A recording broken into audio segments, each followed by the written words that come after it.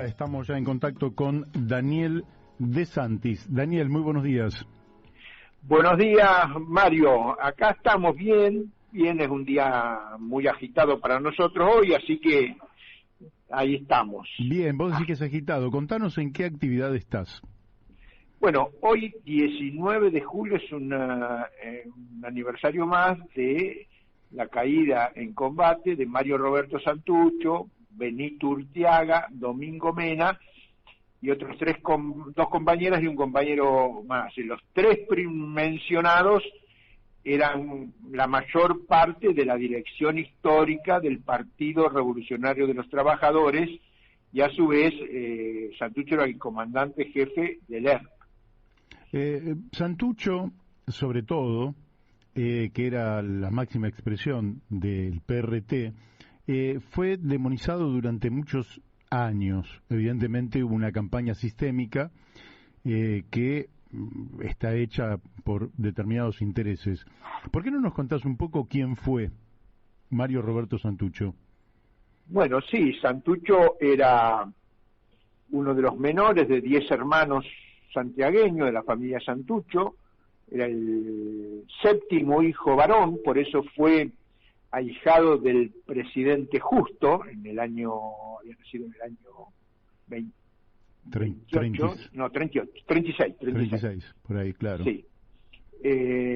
Y bueno, y una familia de clase media más vale baja, no acomodada, pero bueno, estudiaron casi todos los hermanos. Él estudió de contador en la Universidad de Tucumán, fue dirigente universitario y siendo dirigente universitario se vinculó con los obreros azucareros en Santiago del Estero. Su hermano Francisco René había fundado el FRIP junto con Mario Roberto y otros hermanos, el Frente Revolucionario Indoamericano Popular, que se habían también vinculado con los hacheros santiagueños. Es decir, que desde sus inicios, su militancia, además de universitaria, su agrupación, para no decir él personalmente, su agrupación, de la cual era el principal dirigente, introdujo en el movimiento universitario la consigna de la unidad obrero y estudiantil, cuando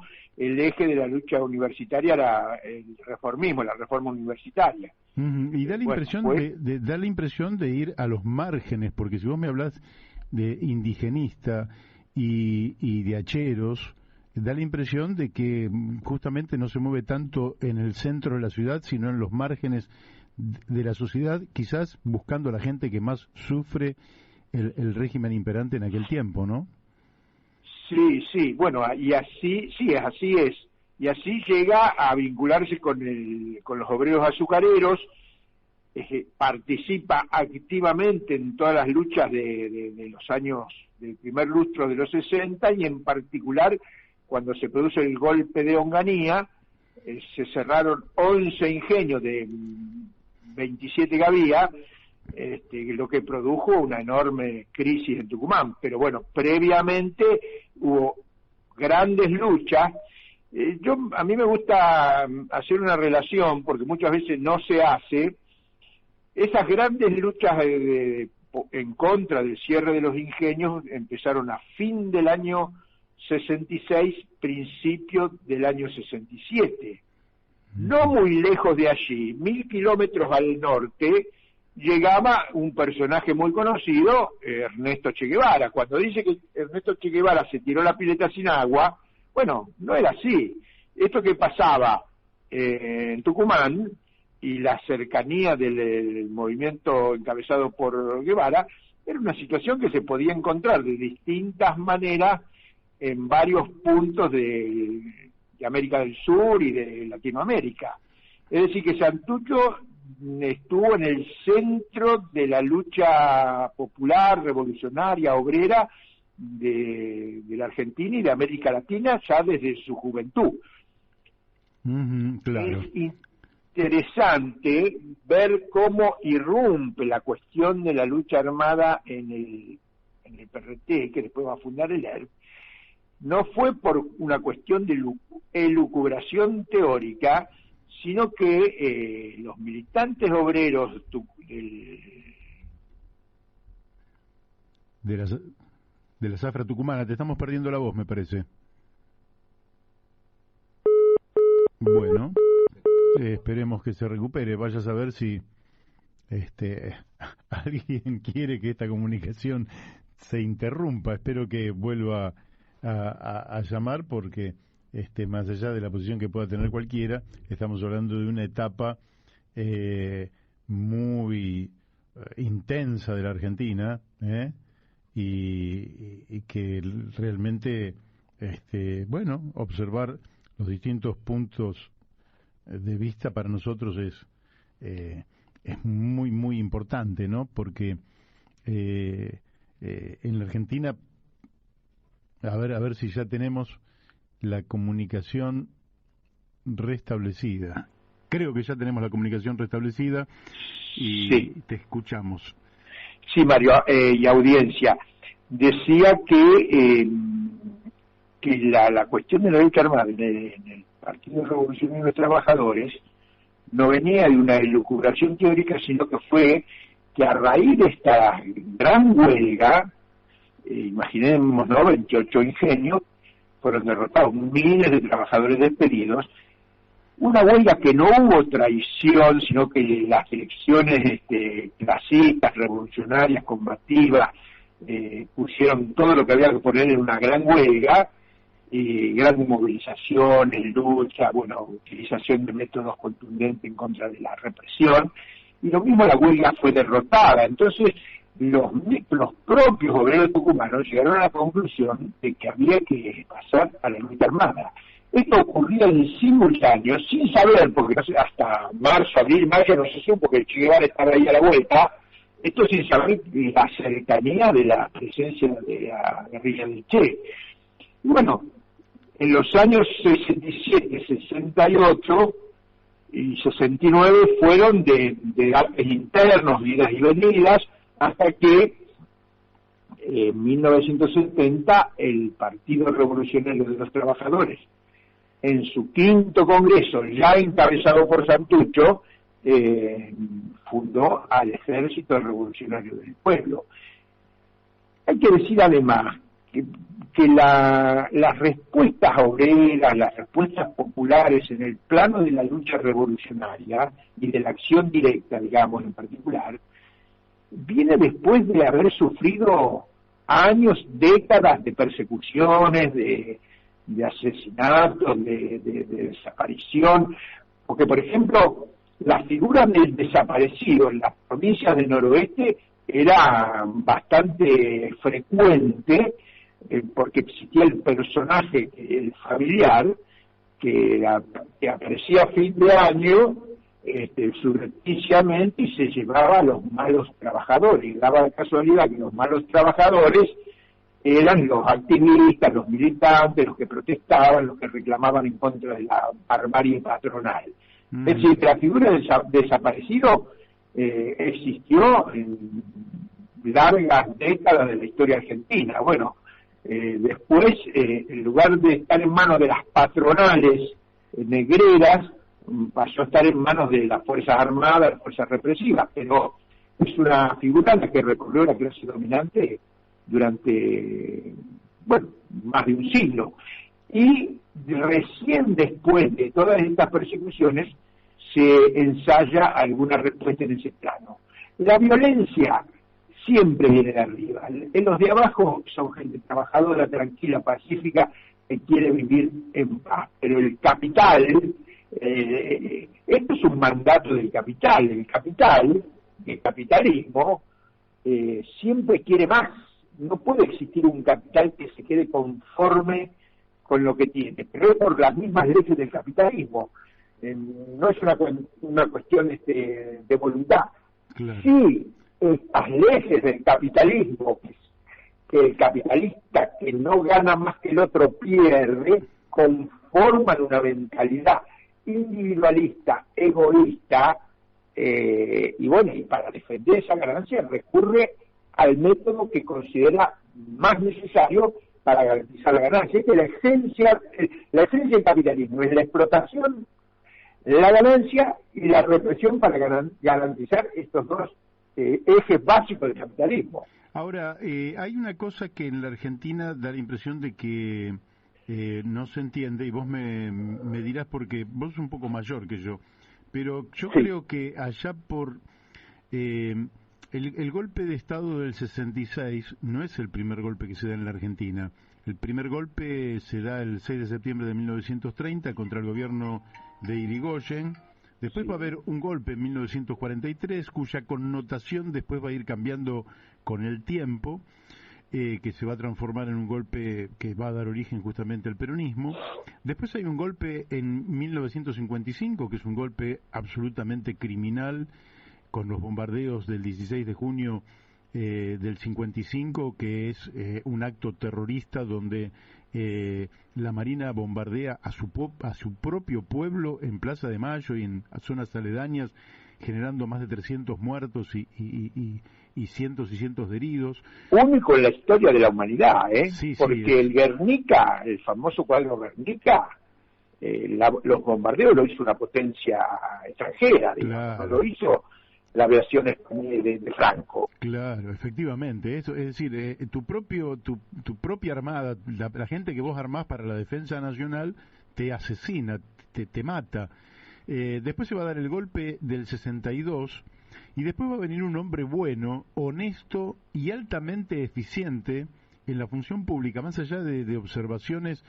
Visto en perspectiva, el gobierno de Arturo Illia no solo era un gobierno honesto y austero, sino con resultados excelentes en el plano de la economía y otras cosas. Y así y todo, se daba un golpe de Estado. Se había perdido fe en la democracia en aquella juventud. ¿No crees que nadie se quiere hacer cargo de todos esos golpes para entender por qué también emerge con fuerza la idea de que no hay camino democrático para la salida argentina en aquel tiempo? Bueno, y agrego una cosa, obviamente nosotros somos socialistas, estamos en contra del capitalismo, pero es verdad lo que vos decís, el periodo de mayor crecimiento económico de la historia argentina fueron los 3 años de gobierno de Illia, que rondó el 30%, los 3 años, más o menos parejo con los primeros años del kirchnerismo, pero incluso creo que fue mayor el de Illia, pero bueno, no importa, pero anduvieron ahí, de los 2 periodos de mayor crecimiento de la economía argentina. Y bueno, fue un golpe de Estado. Claro, yo justamente era un muchacho de pueblo, curioso, eso sí, no estaba metido, pero me interesaba la política, era de familia radical, en mi casa se vivió intensamente todo el periodo, entonces, digamos, me acuerdo de primera mano. Llego a la universidad en el 66, a la Universidad de La Plata, y el golpe del 28 de junio, que fue, digamos, una vuelta de tuerca, porque se venía de los golpes 55 y 62, como bien has dicho, para mí, ¿no? El golpe del 66 sumó, porque sumó a la resistencia obrera que venía del 55, le sumó el vuelco masivo, utiliza la palabra masivo, ¿por qué? Porque el vuelco masivo del estudiantado universitario a la lucha en contra de la dictadura, porque antes el estudiantado universitario luchaba en contra de las dictaduras, de los gobiernos de facto, en contra del capitalismo, pero acá la novedad es que masivamente se volcó eso. Yo recuerdo estar en la aula magna de la Facultad de Ingeniería en el año 66 y se votó mandar un representante, una comisión, hablar con los obreros que estaban en lucha, creo que con los obreros del SUPE, no, eso fue en 68, bueno, a una huelga obrera y se eligió en una asamblea de 500 estudiantes, que era muy grande, 500 de verdad, porque la aula magna de física entraron 500, y se eligió el mejor alumno de la facultad, Jorge Venturini, porque vivía en la pensión con mi hermano, tenía 10 de promedio. Bueno, al mejor alumno de la facultad se lo eligió delegado para ir a hablar con el movimiento obrero, es decir que a la clase obrera que estaba en la resistencia se le sumó el estudiantado universitario, y progresivamente sectores de las clases medias se fueron incorporando a la lucha en contra de la dictadura, y eso se expresó masivamente en el año 69 en una serie de pobladas que arrancan, ¿hola? Sí, te escuchamos perfectamente. Que arrancan en Rosario, Corrientes, y que va a tener su pico culminante el 29 de mayo, puede ser Rosariazo en septiembre. Es decir, que el pueblo argentino, la clase obrera y el pueblo argentino, reaccionaron masivamente en contra de las sucesivas dictaduras que le venían imponiendo el gran capital a través de las Fuerzas Armadas, el Ejército, la Marina, la Aeronáutica, para defender los intereses del capital. ¿Qué pasaba en ese momento? Para ser un poco más preciso, había un enfrentamiento interburgués entre el sector de la burguesía, de la oligarquía terrateniente o burguesía agraria, la gran burguesía agraria, con su proyecto exportador, sostenido por los partidos conservadores, pero que después entraron en crisis estos partidos y, bueno, nunca pudieron ganar las elecciones, ni antes tampoco, de ahí el fraude patriótico. Y la gente mercado internista con una burguesía industrial débil, porque el peronismo se sostuvo en la oficialidad del ejército y en la movilización pasiva, digo no pasiva porque no era revolucionaria, en la movilización pasiva de la clase obrera. Saco de esto al 17 de octubre, porque el 17 de octubre, podemos entrar en detalle, pero el 17 de octubre se puede inscribir dentro de la movilización revolucionaria, pero surgió de abajo. Perón estaba preso con los brazos hasta las cartas que le mandaba Perón, y fue el movimiento obrero, los obreros laboristas, los que salieron a la calle e hicieron el 17 de octubre. Bueno, volviendo al enfrentamiento interburgués, el sector exportador y el sector mercado internista generaban todos estos enfrentamientos, y el sector exportador nunca podía ganar las elecciones, como dijimos, entonces recurría al golpe. Daniel, te perdemos la comunicación. Daniel, la comunicación no es buena. Te vamos a invitar un día para que vengas con tiempo al programa. Qué lástima. Pero sí, y vamos a charlar, pero con más tranquilidad todavía que hoy. Contanos, y después fuera de micrófono vamos a arreglar para que te vengas un día a la radio. Bueno. Contanos un poquito qué es lo que van a hacer hoy. Bueno, hoy hay varios actos en distintos lugares de Buenos Aires, del país. Ahora hay un acto a la 1, a las 3 de la tarde en Parque de Llama, del movimiento piquetero, que yo voy a ir para allá en un ratito. Y después nosotros hemos organizado un acto en ATE Nacional, ATE de la Avenida Belgrano, 2527, donde, bueno, varios, va a haber compañeros del PRT, compañeros de distintas agrupaciones, el 29 de mayo, nosotros, la hija mayor de Mario Roberto Santuccio. Bueno, vamos a hablar de este hecho histórico, esta conmemoración de la caída de la dirección del PRT. Vamos a presentar los escritos de Santuccio, un libro de 700 páginas con gran parte de los escritos tanto estratégicos como políticos de Mario Roberto Santuccio. Así que va a ser una jornada, creemos, importante. Eso es en ATE, en la calle Belgrano 2527, ¿a qué hora? 18:30, y a las 19, que calculamos que vamos a empezar con bastante exactitud, a las 19 comenzamos una transmisión por el Facebook mío, Daniel De Santis. Así que si alguien está en el interior o más lejos, no puede venir, se puede conectar a través del Facebook. Perfecto. Daniel, por hoy, que no nos da tan buena comunicación, y después lo suspendemos. Y dejamos un paréntesis y arreglamos para que vengas un día a la radio y hablemos con mucha tranquilidad de todo lo que fue un periodo histórico que sigue impactando no solo sobre el presente, sino que sigue impactando sobre el futuro de los argentinos, de manera que es de interés su investigación justamente para poder encaminar a este país hacia el futuro que nos merecemos, de justicia, de igualdad y de libertad, como reza el himno nacional argentino. Mario, yo te agradezco a vos haberme llamado a una fecha tan importante, tan sentida por nosotros, por el espacio, y sí, a total disposición para ir ahí a la radio y extendernos en todas estas cuestiones. Perfecto, quedamos así. Daniel, un abrazo. Un abrazo. Daniel De Santis,